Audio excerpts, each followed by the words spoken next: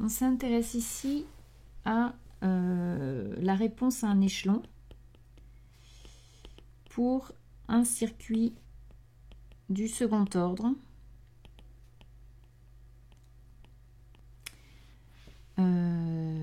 Donc le circuit du second ordre va donc se comporter comme un oscillateur harmonique amorti. Donc ici, puisque je vais mettre une résistance R qui va être cause de l'amortissement, une inductance grand L et une capacité C, et du fait qu'on ait le L et le C, effectivement ça va nous faire un circuit du second ordre. Donc je mets un générateur dans le circuit de FM grand E. Alors les conditions, en fait, à t égale 0 moins, il y a un interrupteur que je n'ai pas dessiné, qui fait que le circuit est ouvert pour t égale 0 moins. Et donc du coup le courant est nul. Je suppose que le condensateur est déchargé, donc Q de 0 moins égale 0, c'est-à-dire que UC de 0 moins égale également 0. Donc nous, ce qui nous intéresse, c'est ce qui se passe à partir de t égale 0 plus quand j'ai fermé l'interrupteur. Donc on va écrire la loi des mailles et on cherchera les conditions initiales, l'équation différentielle, et après on la résoudra dans les différents cas. Alors, la loi des mailles, je vais prendre I dans le même sens que la FM grand E, et en convention récepteur, donc je vais avoir UR ici, UL et UC. Donc la loi des mailles va s'écrire E égale UR plus UL plus UC.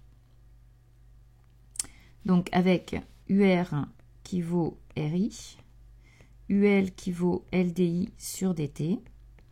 Hein. Et donc moi ce qui m'intéresse, ça va être UC de T. Je veux savoir comment varie UC en fonction du temps.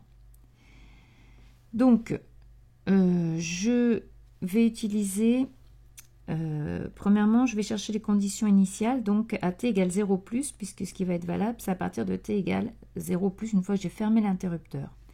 Donc j'utilise le fait que l'énergie dans une bobine ou dans un condensateur est continue. Donc l'énergie dans une bobine fait intervenir, E c'est un demi de Li carré, donc ça fait intervenir I. Donc I dans une bobine est forcément continu. Ici le I dans la bobine c'est petit i. Donc ça veut dire que I est forcément continu. Donc j'en déduis que c'est IL, hein, I dans la bobine égale I, le IL est forcément continu, donc I est continu. Donc j'en déduis que I de 0 plus égale I de 0 moins, c'est-à-dire 0. Ensuite, j'ai l'énergie dans un condensateur qui est continu, c'est un demi de C UC carré. Donc ce UC, la tension au bord d'un condensateur, est toujours continue. Donc j'en déduis que UC de 0 plus est égal à UC de 0 moins, qui valait 0. Donc on a cette condition initiale UC de 0 plus qui vaut 0. Donc si on cherchait l'intensité, on aurait la condition initiale sur l'intensité. Donc si on cherche éventuellement vers quoi on va tendre en régime permanent. En régime permanent, donc valeur finale, c'est-à-dire quand on atteint le régime permanent, on a donc les grandeurs qui ne varient plus. Donc on va avoir I qui va tendre vers une constante. Donc on a aussi le condensateur qui va être chargé. Donc la charge va tendre vers une constante. Alors du coup, si la charge tend vers une constante, ça veut dire que le courant, il est nul. Donc en fait, la constante dont on parlait tout à l'heure, ça va faire 0. Donc la valeur finale du courant, ce sera 0. Et au niveau des tensions, donc je reprends ma loi des mailles et je vais avoir grand E égale, alors j'avais dit UR, c'est-à-dire RI, L, c'est-à-dire LDI sur DT, plus UC, qui, que je cherche.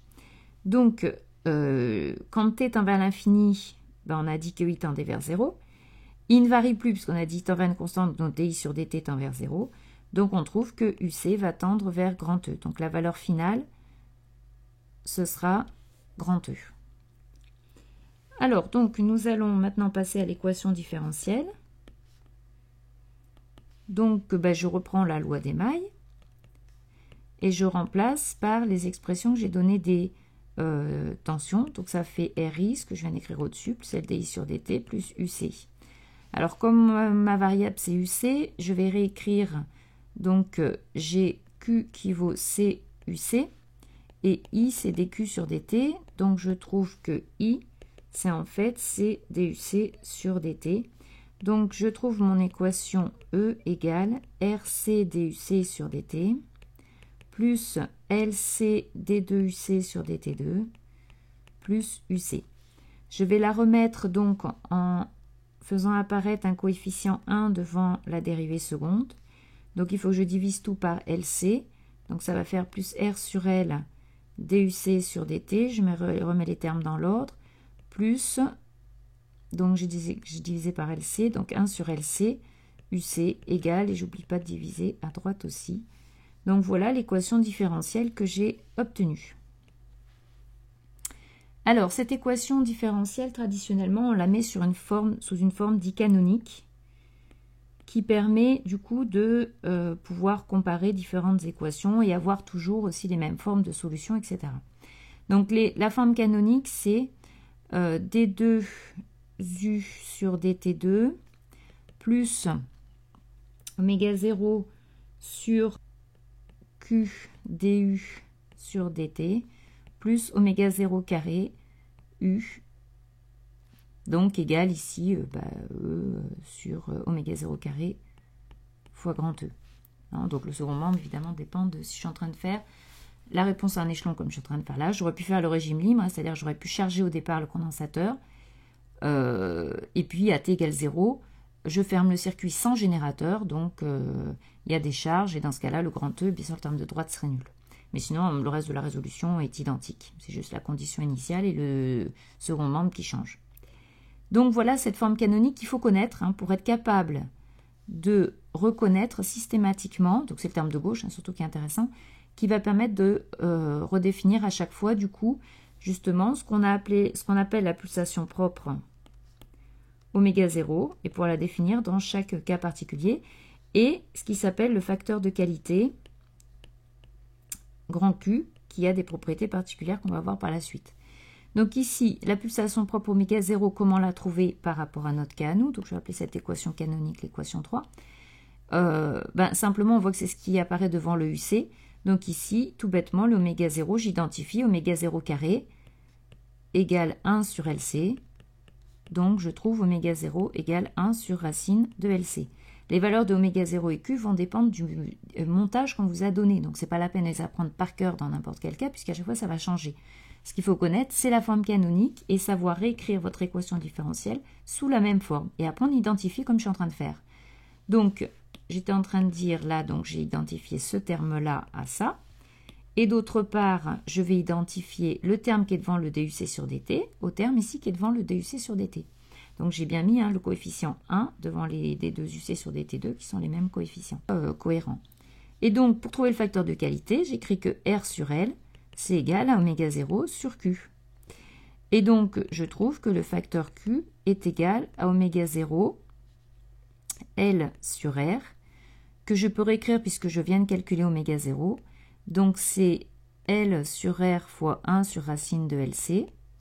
Donc, je trouve que ça fait 1 sur R racine de L sur C. Donc là, c'est ce que je trouve ici dans notre exemple à nous, mais ce n'est pas général. Tout dépend du montage. Alors, je constate une chose qui me servira pour la suite, c'est que quand on s'intéresse au coefficient R, Q est en 1 sur R, ce qui veut dire que quand R est grand, hein, le facteur de qualité est petit. Et dire que R est grand, ça veut dire que la résistance est importante. R par effet Joule vont être importantes.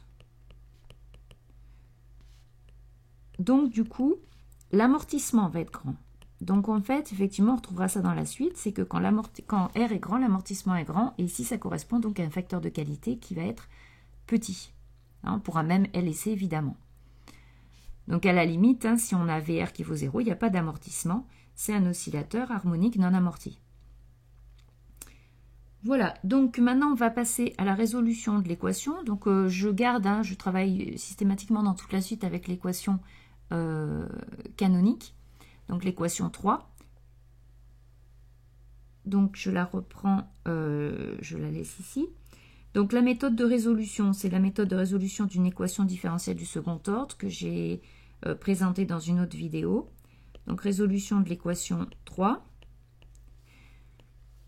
Donc deux parties dans cette équation. Donc c'est une équation différentielle du second ordre linéaire à coefficient constant et à second membre qui est effectivement aussi constant. Donc il va falloir que je cherche d'une part la solution générale, donc je vais appeler UCG, solution générale de l'équation sans second membre. Donc c'est ça que j'ai étudié dans la vidéo. Et puis UCP, la solution particulière de l'équation avec second membre. Donc celle-là, on va le faire tout de suite parce que ça prend un peu de temps. Particulière avec second membre, on regarde le second membre, c'est une constante. Donc on la cherche sous la forme d'une constante.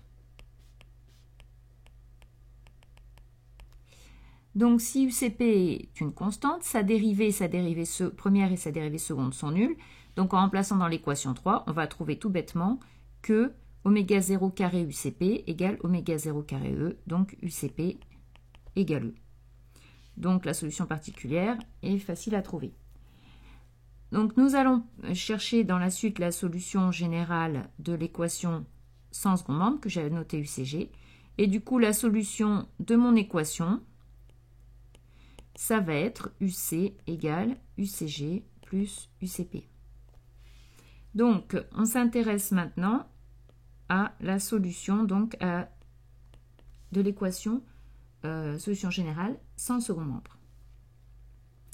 Donc, je suis la méthode dont on a parlé dans l'autre vidéo, c'est-à-dire que je reprends mon équation, c'est l'équation 3, et je remplace UC par 1, DUC sur DT par R, D2UC sur DT2 par R carré. Donc, c'est l'équation sans second membre, hein, donc il n'y a pas le terme de droite. Et c'est ce qu'on appelle l'équation caractéristique. Donc, l'équation caractéristique, je la réécris, et elle s'écrit donc R carré plus oméga 0 carré, plus oméga 0 pardon, sur QR, plus oméga 0 carré égale 0. Donc, à partir de là, je vais calculer donc le discriminant, delta, égale B2, ça fait oméga 0 sur Q au carré, moins 4AC, donc moins 4 oméga 0 carré. Que je peux réécrire en mettant oméga 0 carré en facteur de 1 sur Q2, moins 4. Donc là, je retrouve bien sûr les différents cas. Donc vous, suivant le sujet que vous avez, soit on vous laisse étudier tous les cas, soit on vous donne la valeur du facteur de qualité. Et donc, vous êtes capable de savoir dans quel cas vous vous trouvez. Et vous étudiez évidemment que celui-là. Donc, premier cas. Je suppose que delta est strictement positif. Ce qui va arriver quand 1 sur Q2 moins 4 donc est strictement positif, c'est-à-dire 1 sur Q2 supérieur à 4. C'est-à-dire que Q carré est inférieur à 1 quart, donc que Q est inférieur à 1 demi.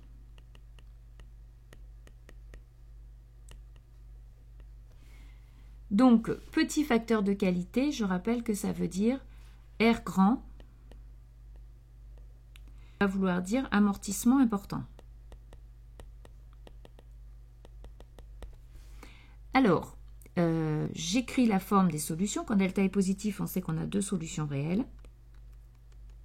Donc, on va avoir R égale moins B, c'est-à-dire moins oméga 0 sur Q, plus ou moins racine de delta, donc ça va faire oméga 0 racine de 1 sur Q2 moins 4, sur 2A, à vous 1, donc il y a juste 1 sur 2 ici. Donc là, c'est R plus moins. Et donc, le UCG de T s'écrit dans ce cas-là, grand A exponentielle R plus T, plus grand B exponentielle R moins T. Donc, R plus et R moins, donc on a dit, sont réels. Donc, du coup, on va avoir, si on trace la courbe de UC, alors j'ai pas mis dedans, après il faut que je rajoute, donc j'ai UC de T qui s'écrit UCG plus UCP, c'est-à-dire grand A exponentielle R plus T plus grand B exponentielle R moins T. Et donc, on avait dit que la solution UCP, c'était grand E. Et là, il faut encore, bien sûr, que j'écrive les conditions initiales, hein, pour finir, avec UC de 0 qui valait 0. Donc ça me donne une condition. Et puis, bien sûr, il m'en faut une deuxième, puisque j'ai deux constantes A et B. Hein. A et B sont inconnues. Donc, il va me falloir une condition initiale. Donc, la deuxième condition initiale, c'était sur le courant. On l'avait écrit tout au début. On avait écrit que le courant en 0 plus valait 0. Donc, si le courant en 0 plus vaut 0, je le réécris là. Je rappelle que I, c'est C DUC sur DT. Donc, on en déduit que DUC sur DT en 0 vaut 0. Donc, vous avez bien deux conditions initiales, hein, l'une sur UC, l'autre sur DUC sur DT. Alors, ce n'est pas spécialement joli, mais ça se fait. C'est-à-dire que vous écrivez avec votre solution ici, vous écrivez UC de 0 égale, donc grand A exponentielle 0, ça fait 1, plus grand B exponentielle 0, ça fait 1, plus E, vous trouvez que c'est égal, donc à 0. Et puis, vous dérivez UC par rapport au temps, donc faites attention de dériver avant de mettre la valeur 0, donc je dérive par rapport au temps. Ça va faire A R plus exponentielle R plus T, plus B R moins exponentielle R moins T. Le E est une constante, donc la dérivée fait 0. Et maintenant, j'écris que DUC sur DT pris en 0 vaut 0. Donc, la valeur en 0, toujours pareil, une exponence 0, ça fait 1. Donc, ça fait AR plus B R moins. Et donc, vous voyez bien qu'avec ces deux relations-là, vous pouvez trouver A et B. Je vous laisse le soin de le faire. Et donc, UC de T arrive à avoir. Je sais que pour T égale 0, il est nul. Comme DUC sur DT en 0 vaut 0, ça veut dire que la pente en 0 vaut 0, c'est continu, hein, contrairement au premier ordre. Et ça va tendre vers grand E, on l'a dit tout à l'heure. Donc on le retrouverait bien sûr en écrivant les conditions initiales et en trouvant les valeurs de A et B. Hein. On trouverait que ça tend effectivement vers grand E, et donc sans osciller, avec une forme qui ressemble à quelque chose comme ça. Donc, si on prend maintenant le cas, le deuxième cas, donc il faudrait bien sûr déterminer un temps caractéristique, toujours pareil, comme pour le premier ordre, qui correspond à la séparation entre le régime transitoire, qui est la partie qui sépare donc la valeur UC égale 0 en régime permanent avant T égale 0, et la partie où UC est quasiment égale à E, qui est le régime permanent, où on retrouve une valeur constante ici. Hein. Et donc entre les deux, il y a ce qu'on appelle le régime transitoire, et la durée caractéristique donc, pourrait être donnée en considérant le temps au bout duquel on atteint par exemple 95% ou 99% de la valeur de E. On peut l'écrire dans le UCG, le UC, pardon, c'est pas forcément joli, mais ça se fait, et on trouve le résultat. Alors, deuxième cas, on suppose que delta égale 0. Donc, delta égale 0, ça va donc correspondre à la valeur Q égale 1,5. Donc ça, oui, j'ai oublié de le dire, hein, c'était le régime qu'on appelle apériodique. Tout ça, là, quand Q est inférieur à 1,5, c'est ce qu'on appelle le régime apériodique. Là, parce que justement, il n'est pas périodique. Donc, Q égale 1,5. Alors, si on réécrit, du coup, on a une seule solution réelle qui est R égale moins oméga 0 sur 2Q. Et donc, on a la solution UCG de T qui va s'écrire grand AT plus B exponentielle moins oméga 0T sur 2Q. Donc, toujours pareil, on écrit que le UC, hein, c'est UCG plus UCP. Donc, ça va être cette chose-là, plus le E qu'on a trouvé tout à l'heure. Donc, même chose, condition initiale, tout pareil, hein, comme ce qu'on vient de faire, et on pourrait trouver les constantes A et B. Donc, sensiblement la même que précédemment, c'est toujours un régime apériodique qu'on appelle régime apériodique critique, qui correspond, périodique critique, il correspond au cas où on atteint le plus vite, là, en régime apériodique, donc le cas où on obtient la valeur finale le plus rapidement possible. Donc ça, c'est le régime apériodique. Donc, toujours pareil, il y a une tangente nulle en 0, et puis après, donc, on atteint la valeur finale avec un régime transitoire, un régime permanent, exactement de la même façon. Et le temps caractéristique donc, fera intervenir le temps qui est dans cette exponentielle, notamment, donc avec l'inverse d'oméga 0 sur 2q. Pour troisième cas, où delta cette fois-ci est négatif, c'est-à-dire que q va être supérieur à 1,5.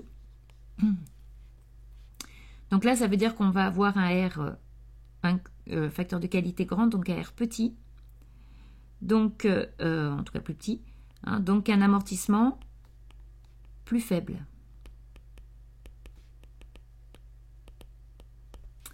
Donc, quand on va écrire le discriminant, comme il est négatif, donc je reprends sa valeur, c'était oméga 0 carré, facteur de 1 sur Q2 moins 4. On le réécrit sous la forme I oméga 0 facteur de racine de 4 moins 1 sur Q2, le tout au carré. Donc ça fait carré, ça fait moins 1. Donc on trouve moins oméga 0 carré. Ça c'est bien positif, c'est pour ça que je l'ai mis sous la racine. J'ai inverti pour que ce soit positif sous la racine. Et donc on trouve cette chose-là. Donc du coup, si je marque la forme des solutions en R, il va y avoir un R plus et un R moins, qui vont s'écrire, en fait qui sont des nombres complexes, on l'avait vu dans les solutions des équations différentielles, qui vont s'écrire moins B, c'est-à-dire moins oméga 0 sur Q, plus ou moins I oméga 0 racine de 4 moins 1 sur Q2, sur 2A, donc il y a un 2 qui arrive ici. Alors on le réécrit sous la forme moins 1 sur tau, plus ou moins I grand oméga. Grand oméga est bien positif, tout ça c'est grand oméga, et ce truc-là, c'est bien quelque chose de positif, et le taux est homogène à un temps, et le oméga à l'inverse d'un temps, donc à une pulsation. Et donc, on va pouvoir écrire la solution sous la forme UCG de t égale, donc voir la solution d'équation différentielle, pour garder effectivement UCG étant réel. On l'a montré dans la vidéo en question. Ça va s'écrire sous la forme UCG de t égale grand A exponentielle moins t sur tau, facteur donc de cosinus grand oméga t plus une phase. Bon. Ou alors un cosinus oméga t plus un b sinus oméga t, etc. Donc de nouveau, bien sûr, deux constantes à déterminer, le A et le phi, par les conditions initiales, une fois qu'on a écrit le UC. N'oubliez pas d'écrire UC égale UCG plus UCP, et c'est là-dedans qu'on met les conditions initiales, qui sont toujours les mêmes, pour trouver la solution. Et donc, de la tête qu'à cette chose-là, donc UC en fonction du temps, donc la valeur est toujours 0 à t négatif. On va toujours tendre vers la valeur grand E, ça n'a pas changé. Simplement, on va tendre en oscillant. Donc, vous allez avoir des oscillations ici, atténuées. Les oscillations sont dues au terme en cosinus oméga t plus phi. Et l'atténuation est liée au terme en exponentielle moins t sur tau. Donc, plus ou moins d'oscillations, moins c'est atténué, donc plus l'amortissement est petit, plus R est petit, c'est-à-dire plus Q est grand, plus on va avoir d'oscillations.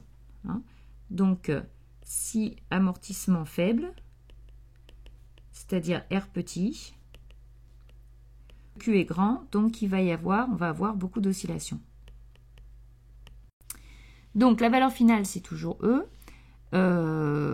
On a la pseudo-période, donc ça vous servira si vous voulez, si on vous donne une courbe et qu'on vous demande de déterminer expérimentalement la pseudo-période. Donc la pseudo-période, on va la lire ici, entre deux maxima d'oscillation par exemple. Donc là, vous avez ce qu'on appelle la pseudo-période, T, qui vaut 2π sur grand oméga, donc pseudo-période. Oméga, c'est la pseudo-pulsation. Donc, je ne l'ai pas dit ici, mais donc ça, c'est le régime pseudo-périodique. Périodique parce qu'il y a quand même un terme en cosinus oméga t plus phi qui est périodique, mais pseudo parce qu'effectivement, à cause de l'exponentielle, les oscillations sont amorties. Et donc, on voit que ici, on a un terme en exponentielle moins t sur tau. Quand le cosinus il varie entre moins 1 et 1, donc on voit que le UCG il est compris entre la courbe A exponentielle moins t sur tau et moins A exponentielle moins t sur tau. Donc bien sûr, il faut rajouter le E pour le UC. Et en fait, donc ça veut dire que la courbe ici, dans cette partie-là, est comprise entre deux exponentielles ici, qui vont effectivement entourer la courbe. Et que ces exponentielles, c'est justement des exponentielles qui, au cours du temps, sont en exponentielle moins t sur tau. Donc, on peut éventuellement déterminer, c'est pareil, si on vous demande de déterminer expérimentalement le taux, donc le facteur de qualité Q, et le oméga 0 à partir du grand oméga et du taux, vous pouvez prendre ce point-là par exemple et ce point-là. Ils sont séparés d'une pseudo-période grand T et leur ordonnée ici, donc comme c'est des maxima, ils correspondent aux valeurs cosinus égale 1. Et donc quand vous prenez les valeurs des maxima ici, si je réécris les choses, j'ai UC, on va écrire ici T1 et ici T2. J'ai UC de T1 qui est égal à UCG de T1, c'est-à-dire grand A. Bon, il faudrait déterminer le grand A, ce que je n'ai pas fait, qui n'est pas très compliqué en fait. Si je reprends, alors, si on essaie de réécrire les conditions, on va simplement le réécrire ici. Simplement, donc expérimentalement, vous regardez, vous aurez votre, juste pour vous montrer que ça fonctionne, vous écrivez votre UC à l'instant T1, c'est donc UCG à l'instant T1, c'est-à-dire grand A exponentielle moins T1 sur tau, le cosinus donc qui vaut 1, plus grand E, et vous écrivez votre UC de T2 qui s'écrit grand A exponentielle moins T2 sur tau, plus grand E aussi. Donc vous voyez que tous les deux, il faut intervenir le grand E. Le A, même si je ne l'ai pas calculé, en fait, expérimentalement, j'en ai pas besoin. J'ai juste besoin de la forme de la courbe, puisqu'à partir de là, je sais que si je fais UC de T2 moins E, ben, ça vaut grand A exponentielle moins T2 sur tau. Et si je fais UC de T1 moins E, ça fait grand A exponentielle moins T1 sur tau. Donc, je n'ai pas besoin de déterminer le grand A pour trouver le taux, puisqu'il suffit que je fasse le rapport de ces deux termes. Si je fais UC de T2 moins E sur UC de T1 moins E, ça va être égal à quoi? Les grands A vont s'en aller, il va me rester exponentielle moins T2 sur taux sur exponentielle moins T1 sur taux. Et du coup, ça fait exponentielle T1 moins T2, le tout sur taux. Et T2 moins T1, c'était grand T. Donc, en fait, ça fait exponentielle moins grand T sur tau.